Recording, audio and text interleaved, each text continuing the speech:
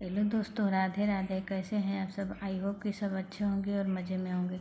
रोज़ाना की तरह आज फिर से एक नई वीडियो लेकर आए हैं जो कि बीट रूट से बनकर के तैयार होती है।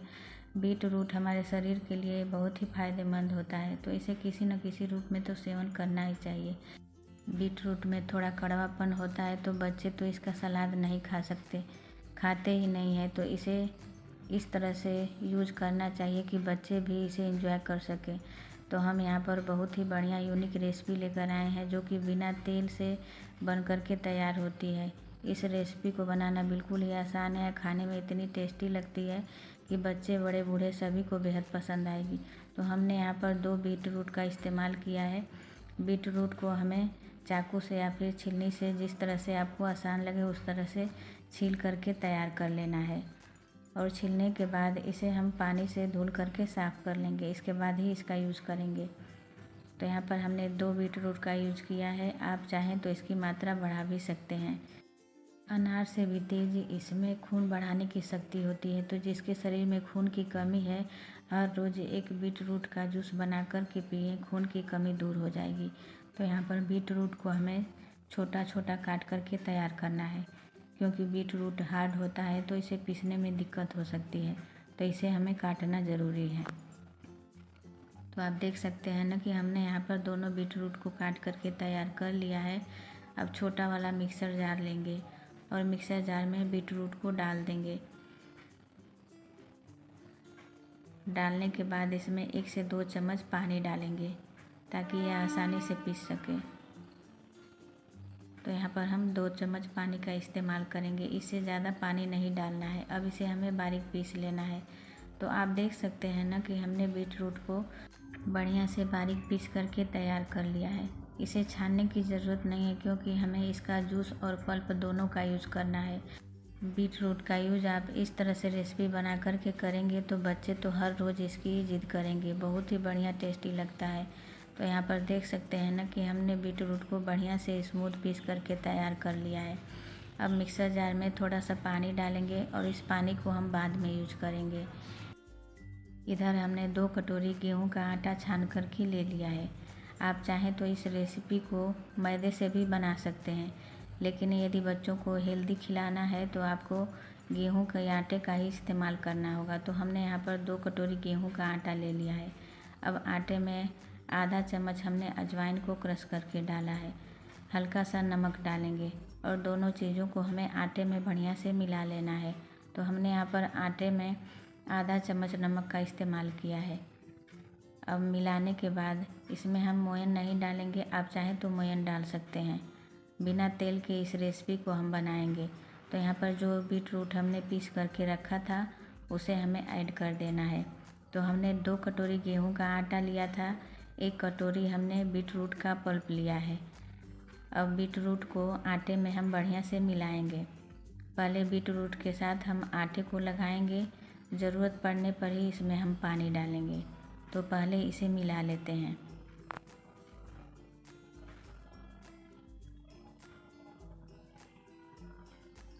तो यहाँ पर देख सकते हैं ना कि हमने बीट रूट को बढ़िया से मिला लिया है। अब इसमें मिक्सर जार में जो हमने पानी डाला था वही हम पानी यूज करेंगे और थोड़ा थोड़ा पानी डालकर इसका सॉफ्ट आटा गूँथ करके तैयार करेंगे।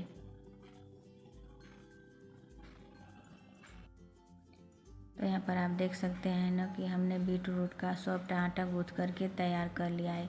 इसी तरह से आपको सॉफ्ट आटा लगाना है। उंगली से दबा रहे हैं तो कितना आसानी से दब रहा है। अब आटे को हमें 10 मिनट तक रेस्ट होने देना है। तब तक इधर दूसरी तैयारी कर लेते हैं। तो हमने यहाँ पर 200 से 250 ग्राम पनीर को घर पर ही तैयार किया है। आप घर पर पनीर नहीं तैयार कर सकते हैं तो मार्केट का भी पनीर यूज कर सकते हैं, लेकिन घर पर यदि पनीर बनाएंगे तो इसमें शुद्धता रहती है और खाने में बहुत ही बढ़िया टेस्टी लगता है। तो अब पनीर को हम हाथों से क्रश कर लेंगे। आप चाहें तो इसे कद्दूकस भी कर सकते हैं। इसे बारीक कद्दूकस करें या फिर हाथों से इसी तरह से मसल सकते हैं। जिस तरह से आपको आसान लगे उस तरह से पनीर को हमें मसल करके तैयार करना है। तो यहाँ पर थोड़ा थोड़ा पनीर लेकर हम हाथों से बढ़िया से मसल करके तैयार कर लेंगे। तो यहाँ पर आप देख सकते हैं ना कि हमने सारे पनीर को हाथों से ही क्रश करके तैयार कर लिया है। अब इसमें कुछ चीज़ें ऐड करेंगे। तो हमने 1/4 चम्मच काली मिर्च पाउडर लिया है, इसे डाल देंगे। आधा चम्मच चिली फ्लेक्स डालेंगे। 2 हरी मिर्च को हमने बारीक काट कर के लिया है। आपको जितना तीखा पसंद हो उस हिसाब से मिर्च की मात्रा कम ज़्यादा कर सकते हैं। अब स्वाद अनुसार नमक डालेंगे। और यहाँ पर हमने 2 मीडियम साइज़ की प्याज को बारीक काट करके लिया है, इसी पनीर में हम ऐड कर देंगे। साथ ही में बारीक कटी हुई धनिया डालेंगे। अब सारी चीज़ों को हमें चम्मच की मदद से बढ़िया से मिला लेना है। आप चाहें तो इसे हाथों से भी मिला सकते हैं या फिर चम्मच की मदद से मिला लें। तो सारी चीज़ों को हमें पनीर में बढ़िया से मिला करके तैयार करना है। यह रेसिपी बहुत ही बढ़िया, टेस्टी और हेल्दी होने वाली है, क्योंकि हम इसमें तेल का यूज़ नहीं कर रहे हैं। तो आप वीडियो को फुल वॉच करेंगे तभी आपको पता चलेगा कि यह कौन सी रेसिपी हम बना रहे हैं और किस तरह से बना रहे हैं।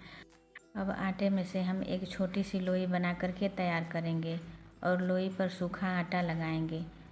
आटा लगाने के बाद हमें इसे रोटी के जैसा पतला बेल करके तैयार करना है। जिस तरह से आप रोटी बनाते हैं उसी तरह से इसे बेल करके तैयार करना है। तो यहाँ पर ये मत आप सोचिएगा कि हम पराठा बना रहे हैं। हम पराठा या फिर पूरी नहीं बना रहे हैं, बहुत ही यूनिक रेसिपी बना रहे हैं। एक बार तो आप वीडियो को पूरा वॉच करेंगे तभी आपको पता चलेगा कि यहाँ पर हम कौन सा नाश्ता बना रहे हैं। तो यहाँ पर 2 से 3 चम्मच पनीर की स्टफिंग भरेंगे और इसे चम्मच की मदद से हल्का हल्का दबा देंगे। बढ़िया से पनीर को हमें सेट कर देना है। तो हमने 3 से 4 चम्मच पनीर का यूज़ किया है। अब एक साइड से हम इसे फोल्ड करेंगे।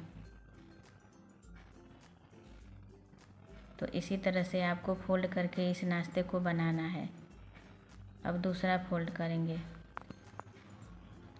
और किनारे से हम इसे चिपका देंगे। आप चाहें तो पानी लगा सकते हैं, लेकिन हम बिना पानी के ही इसे चिपका देंगे, क्योंकि हमने सॉफ्ट आटा गूँथ करके तैयार किया था तो यह आसानी से चिपक जाता है। अब नाश्ते के दोनों साइड भी हमें बढ़िया से चिपका देना है। तो आप देख सकते हैं कि हमारा यहाँ पर एक नाश्ता बन करके तैयार हो गया है।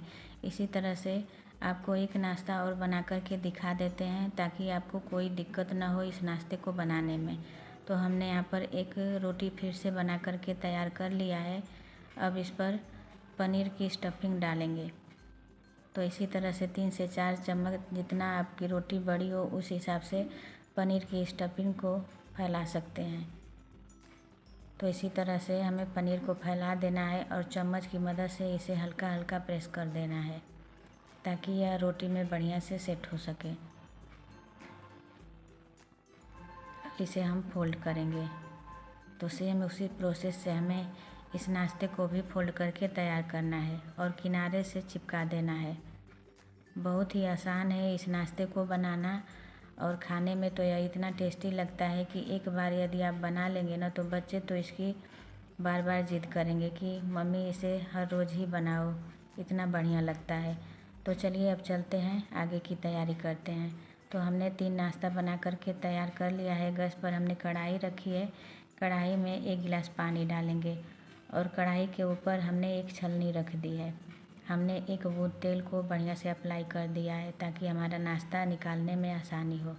अब एक एक करके हम इसमें नाश्ते को रखेंगे। तो हमने यहाँ पर 3 नाश्ता बनाया था, क्योंकि 3 ही नाश्ते के लिए इस थाली में जगह है। अब इसे ढककर हमें मीडियम फ्लेम पर 10 से 12 मिनट तक बढ़िया से पकाना है। 10 से 12 मिनट हो गया है। अब हम ढक्कन को हटाएंगे। आप देख सकते हैं कि हमारा नाश्ता बढ़िया से पक कर के तैयार हो गया है।